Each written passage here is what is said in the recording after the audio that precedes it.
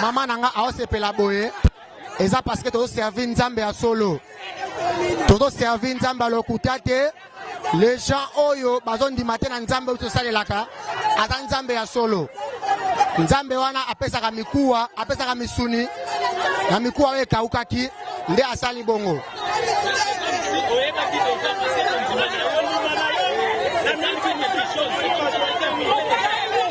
Bon, nzambe alobaka na mutu.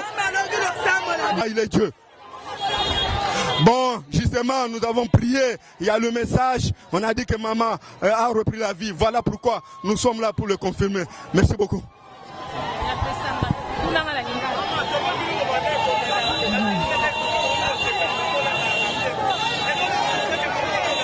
C'est possible, Nzamba Tabita.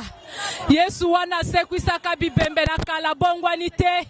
Nzambe wana zongisaka bomo ibisika bomo ya zalite. Nzambe wana zongisi mama na biso na bomoyi.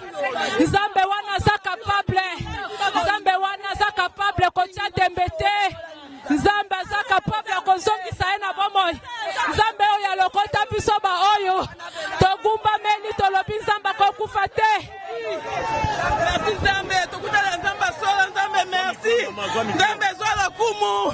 Zola kumu merci Nzambe. Merci.